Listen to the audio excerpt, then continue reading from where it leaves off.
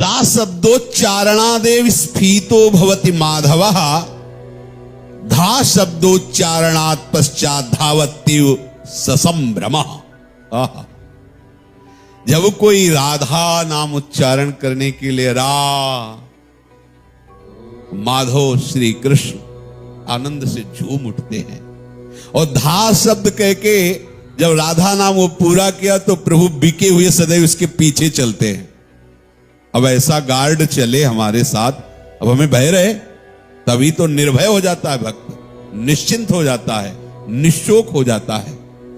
कोई ऐसी प्रक्रिया नहीं थी जो प्रहलाद जी के ऊपर की न गई हो हिरण्यकश्यप के द्वारा। बहुत सी प्रक्रियाएं हैं, बहुत सी, बड़े बड़े मारणों का प्रयोग करना, बड़े बड़े, अब वो तो त्रिभुवन पति है, एक बाल भी बांका नहीं कर पाया। मित्रों को बताते कि सदैव मुझे हरि अपनी गोद में रखते। आप विश्वास करो, आप राधा राधा बोल रहे, प्रभु श्री कृष्ण चल रहे साथ। जिसके साथ प्रभु चल रहे हैं उसका कौन कुछ बिगाड़ सकता है क्या? अच्छा, जो बिगड़ने वाला है वो बिगड़ जाएगा, कभी भी बिगड़ जाए, हमें उसकी जरूरत नहीं। अपने लोग क्या है कि सच्चिदानंद की तरफ वृत्ति ना होने के कारण इस पार्थिव पांच भौतिक में इतने आ सकते हैं कि भक्ति का फल ही तभी समझते हैं जब इसके भोग मिले और ये स्वस्थ रहे, सुखी रहे, इसका सम्मान हो, तो बोले बहुत कृपा है भगवान की, क्योंकि हमारा केवल इतना ही लक्ष्य है। ये बहुत बड़ी भूल है, इस पे मत फंसिए। अपमान हो, दुख हो, रोग ग्रसित हो, कैसी भी परिस्थिति हो, आप पवित्र होते चले जा रहे हैं, प्रिया प्रीतम के समीप जाना है।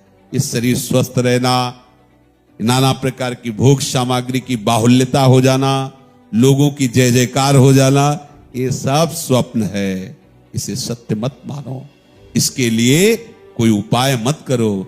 ये तो अन्न मांगे आगे आवेगो, जो पल लागे पल को, श्री स्वामी हरिदास जी। इसके लिए मांगना थोड़ी प्रियाजू से कि प्रियाजू हमें खान पान की व्यवस्था कर दो, कपड़ा लत्ता की, अरे नहीं, ये उनकी जिम्मेवारी होती है। योगक्षेमम वहाम्यहम्। देखो अपने लोग किस कोटि के भक्त हैं, किस कोटि की व्यवस्था है, सोचो, आप विचार करके देखो। अगर कोई प्रणाम करता है तो संकोच लगता है अंदर, इसकी श्रद्धा के सामने मेरी श्रद्धा का है, वो तो लौट गया अपने शरीर। हमारा इतना शरीर कि हम झुक भी नहीं सकते, तो हमसे तो श्रद्धावान ही है। संकोच लगता है कि उसके भाव को देखकर कि उसका भाव कितना श्रेष्ठ है। एक बार चरण छू लूं, सामने से बोल रहे, एक बार चरण छू लूं, एक बार आपको